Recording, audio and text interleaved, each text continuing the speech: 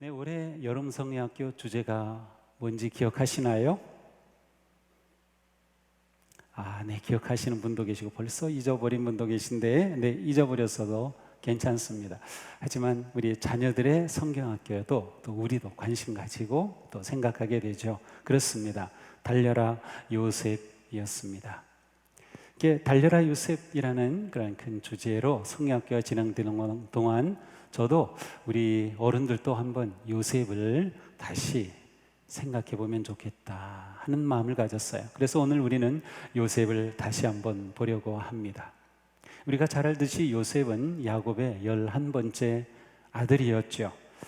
요셉은 특별히 야곱이 사랑했던 그러한 아내 라헬의 첫 아들이기에 이 야곱은 특별히 요셉을 아주 다른 아들보다 더 편애하여 사랑하였습니다. 아버지의 아주 특별한 사랑을 받았죠. 그것이 아예 눈으로도 그냥 다 드러났습니다. 다른 아들들은 땀 냄새 나는 작업복을 입고 양을 치는 동안 아버지는 요셉에게 채색 옷, 고운 비단옷처럼 아름다운 옷을 입혀서 집안에 머물게 하곤 했습니다. 그러나 이러한 부모의 편애는 언제나 자녀들 사이에 갈등을 불러오게 마련입니다. 요셉은 아버지의 편애로 형들의 미움을 받게 되죠. 게다가 눈치도 없이 요셉은 허구한 날 자기가 꿈을 꿨다고 하면서 꿈 자랑을 막 합니다. 또한 형들이 무슨 일을 잘못하면 아버지에게 그냥 그대로 다 일러 바치곤 합니다. 그러니 요셉은 형들에게 아주 미운 털이 단단히 박혔습니다. 요셉은 17살이던 어느 날 아버지의 심부름을 하기 위해서 멀리서 양을 치고 있던 형들을 찾아갑니다. 처음에는 세겜에 있을 것이라고 해서 갔는데 거기보다 더 먼 곳인 도단이라고 하는 곳까지 형들이 가 있었어요. 근데 요셉은 물어서 드디어 형들이 있는 곳까지 찾아가게 됩니다. 형들은 저 멀리에서 다가오는 요셉을 보자마자 아주 나쁜 생각을 하게 되었습니다. 저 요셉을 제거하자. 여기는 집에서 너무나 멀리 떨어져 있고 이 외딴 곳이니 여기서 요셉을 죽여도 우리만 입 다물고 있으면 아무도 모를 거야. 그래서 요셉의 형들은 다가오는 요셉을 보고 죽이기로 그렇게 논의합니다. 그러나 형들 중에 제일 큰 형인 맏형이었던 르우벤이 죽이지 말자. 그래서 구덩이에 던져 넣었어요. 그가 입고 있던 고운 채색 옷은 다 벗기고 아마도 알몸으로 던져 넣었을 겁니다. 근데 넷째 형이었던 유다가 이렇게 하지 말고 마침 저기 지나가는 낙타를 타고 지나가는 무역상들을 보더니 저들에게 팔아넘기자. 그래서 요셉을 은 20에 팔아 넘기게 되었습니다. 요셉이 이렇게 팔려간 곳은 이집트였습니다. 형들에 의해 벗겨진 요셉의 그 채색 옷은 갈기갈기 찢겨지고 염소의 붉은 피가 물든 옷이 되고 말았습니다. 나중에 형들은 아버지 야곱에게 가서 요셉의 이 옷을 찾았다고 하면서 요셉이 짐승에 물려 죽은 것으로 거짓말을 하게 되죠. 요셉의 이야기는 처음부터 옷과 관계되어 있습니다. 요셉의 등장과 동시에 그가 고운 비단 채색 옷을 입었다는 이야기로 우리의 관심을 끕니다. 옷은 그 사람의 정체성과 삶과 인생을 담고 있습니다. 지금 제가 입고 있는 이 옷을 본다면 누구라도 제가 누구인지 무엇을 하는 사람인지 짐작할 것입니다. 이렇게 요셉의 이야기는 채색 옷으로 시작하지만 그 채색 옷은 금세 벗겨지고 찢어집니다. 요셉의 진짜 인생은 찢어진 채색 옷으로부터 시작되었습니다. 옷이 벗겨지고 맨몸으로 구덩이에 던져졌을 때 요셉은 절규하였습니다. 형들 저 좀 살려주세요, 저 살려주세요 외쳤습니다. 이렇게 첫 번째 옷이 벗겨진 이후 요셉은 옷이 벗겨질 때마다 깊은 위기와 시련의 구덩이에 던져집니다. 창세기는 요셉이 울던 때를 7번이나 기록하고 있습니다. 요셉의 인생은 눈물로 얼룩졌습니다. 버림당함의 눈물, 억울함의 눈물, 슬픔의 눈물, 고통의 눈물, 그리움의 눈물, 애통의 눈물이 끊이지 않았습니다. 요셉은 눈물의 골짜기를 어떤 믿음으로 승리해낸 것일까요? 우리는 요셉의 마지막을 잘 알기에 그가 승리한 인생을 살았던 길을 요셉을 통해 살펴볼 수 있습니다. 저는 요셉의 믿음을 이렇게 요약해 봤습니다. 첫째, 고난을 감당하는 믿음. 두 번째, 하나님의 선하심을 신뢰하는 믿음. 세 번째, 하나님의 약속과 유업을 소망하는 믿음입니다. 요셉이 보여주는 가장 중요한 점은 그는 모든 시련을 통과했다는 점입니다. 시련, 고난은 통과하는 것이 중요합니다. 요셉이 시련을 마주한 모습을 가만 살펴보면 그는 자신에게 다가온 시련을 그대로 다 받아들입니다.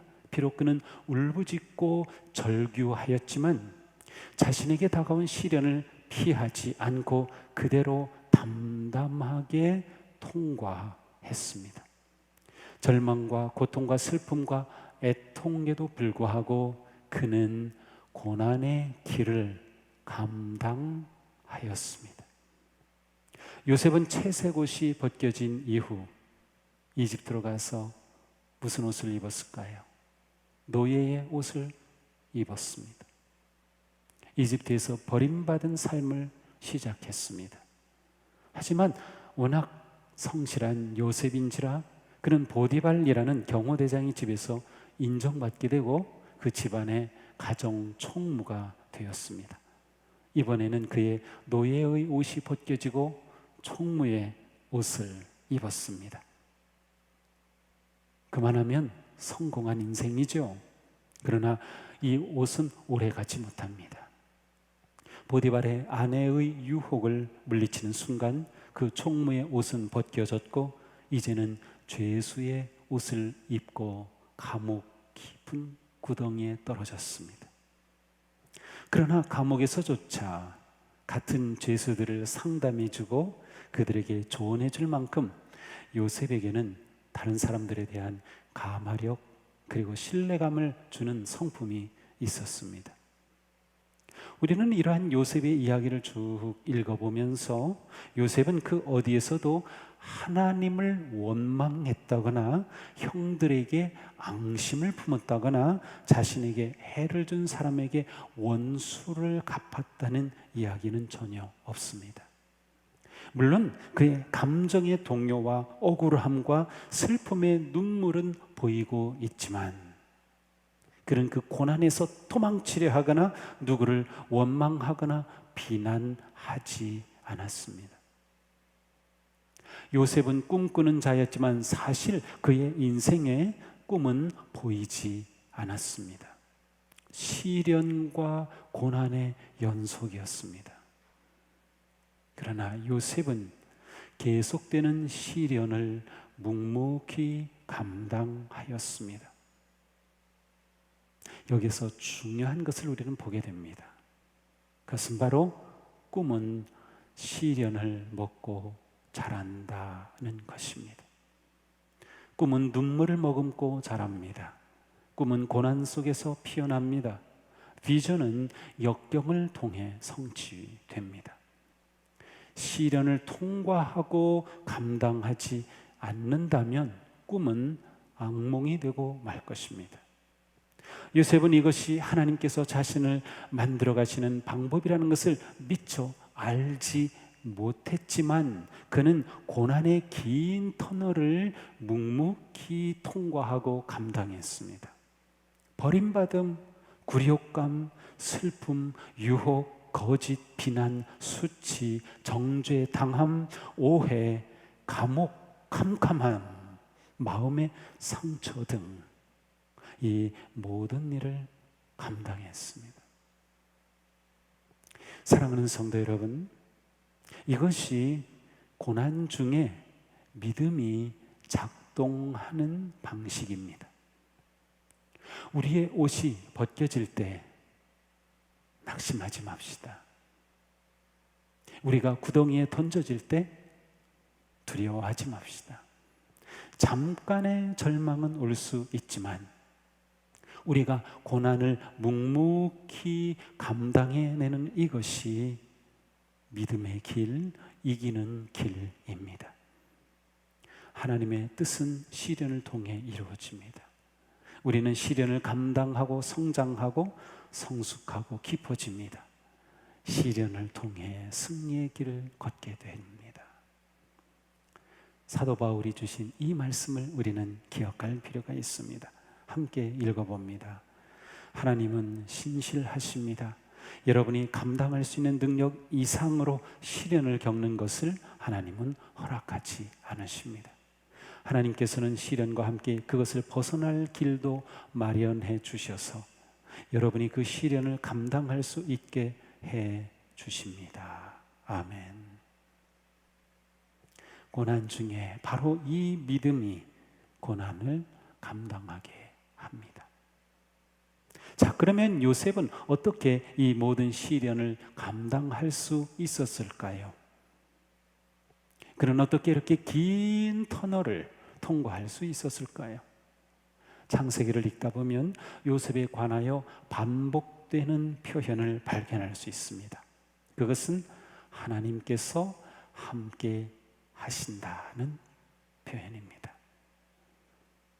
여호와께서 요셉과 함께 하심으로, 여호와께서 요셉과 함께 하시고 여호와께서 요셉과 함께 하심이라. 이와 같이 하나님의 영에 감동된 사람을 우리가 어찌 찾을 수 있으랴. 자, 이런 모든 말씀들이 똑같이 하나님이 함께 하심을 표현하고 있습니다. 요셉의 삶에서는 하나님이 함께 하여 주심이 꿈의 시작이었듯이 고난과 역경을 감당할 때에도 하나님이 함께 하심이 힘이었습니다. 하나님이 함께 하신다라는 말씀에서 우리가 놓치지 말아야 할 것이 있는데, 하나님이 함께 하셨다라고 이렇게 기록되어 있는 것은 곧 그 하나님을 요셉이 신뢰하였고 의지하였고 결단하고 헌신했다라는 것이 그 뒤에는 담겨 있어요. 만약 요셉이 그 하나님을 의지하고 신뢰하지 않았다면 이 표현 자체가 불가능할 것입니다.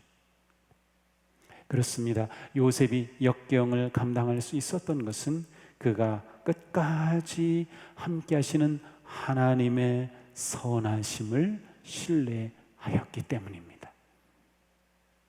요셉은 그에게 일어난 모든 일을 다 이해할 수는 없었을 것입니다. 그러나 요셉은 자신에게 일어나는 모든 일을 하나님의 눈으로 보았습니다. 인생에서 중요한 것은 사건이 아니라 사건에 대한 해석입니다. 우리식으로 말하면 사건에 대해 믿음의 눈으로 보는 것이 중요합니다.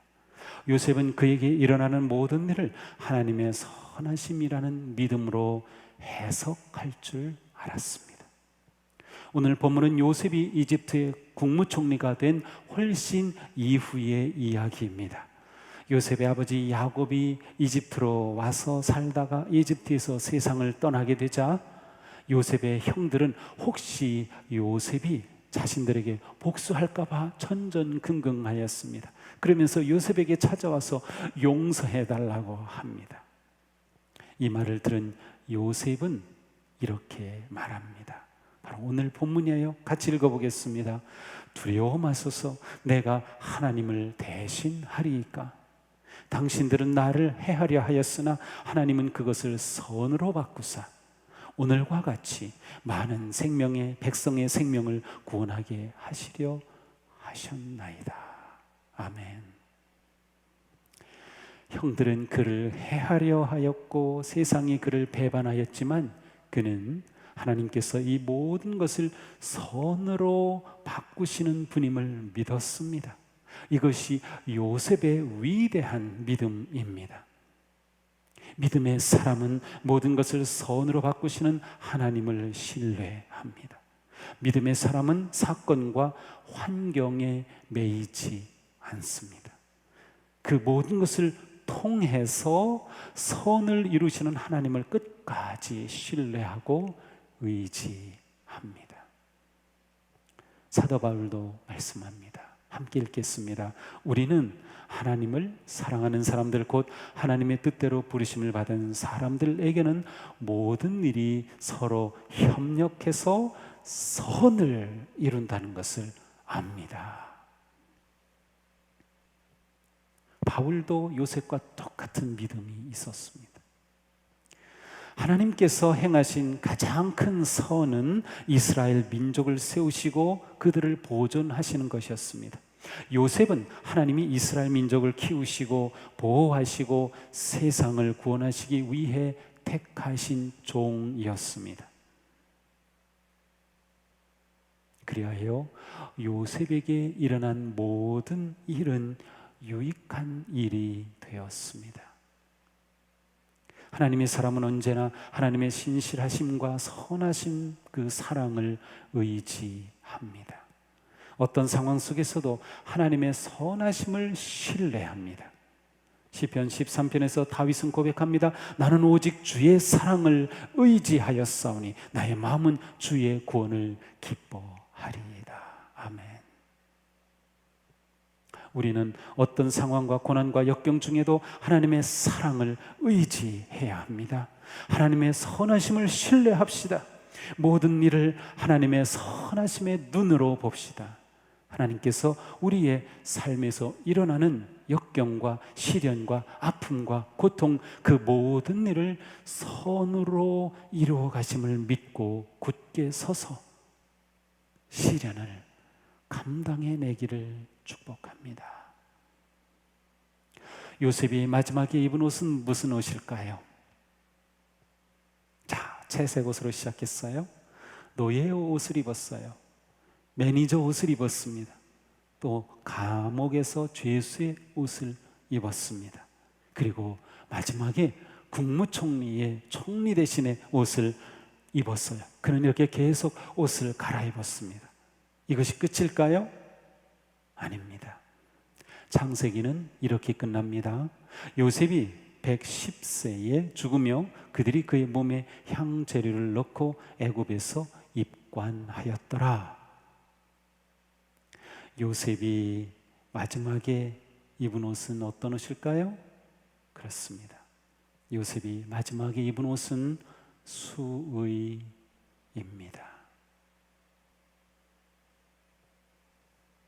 그러나 요셉은 단지 죽음으로 그의 인생을 마치지 않았습니다. 그는 여전히 소망하였습니다. 요셉이 남긴 유언이 궁금하죠? 같이 한번 읽어보겠습니다. 나는 죽을 것이나 하나님이 당신들을 돌보시고 당신들을 이 땅에서 인도하여 내사 아브라함과 이삭과 야곱에게 맹세하신 땅에 이르게 하시리라. 당신들은 내 해골을 메고 올라가겠다 하라. 요셉은 여전히 하나님의 약속을 바라보고 있습니다. 그는 임종의 순간에 자신의 유골에 대해서 말하였습니다. 요셉의 수위는 소망과 믿음의 수위였습니다. 요셉은 이집트의 총리가 되어 왕궁에서 모든 부귀와 영화와 명예를 누리고 살았지만 그는 결코 하나님의 약속을 잊어버리지 않았습니다. 그는 하나님의 약속이 성취될 것과 유업을 소망하였습니다. 왕궁의 화려함과 권력과 부요함이 하나님을 향한 요셉의 영혼을 빼앗지 못했습니다. 요셉은 세상의 가치보다 하나님의 약속을 더 귀하게 여겼습니다. 우리는 요셉을 통해서 세상의 무엇도 우리의 믿음을 없애지 못한다고 확신할 수 있습니다. 그는 비천함에 처할 줄 알았으며 부유함에 처할 줄도 알았습니다. 그는 잘 될 때에도 믿음을 지켰고 안 될 때에도 믿음을 지켰습니다. 요셉의 심장에는 증조 할아버지 아브라함을 통해 주신 하나님의 약속이 심겨 있었습니다. 요셉은 아브라함에게 주신 하나님의 약속을 자신의 것으로 받아들였고 그것을 붙잡고 소망하였기에 세상의 흥망성쇠에 흔들림 없이 믿음을 지켰습니다. 요셉은 장차 이스라엘의 민족이 이집트를 떠날 것을 믿었습니다. 하나님께서 아브라함에게 이 약속을 주신 지 200년이 넘었지만 요셉은 이 약속을 믿었으며 앞으로 400여 년 후에 있을 일을 믿음으로 바라보았습니다. 요셉은 하나님의 약속을 확신하며 아직 끝이 보이지 않는 그 약속을 믿었습니다. 요셉은 하나님의 약속과 유업을 소망하였습니다. 요셉의 유언이 중요한 것은 이와 같은 소망의 믿음을 통하여 그의 자손들이, 온 이스라엘 백성들이 하나님의 언약의 성취를 바라보게 한 것입니다.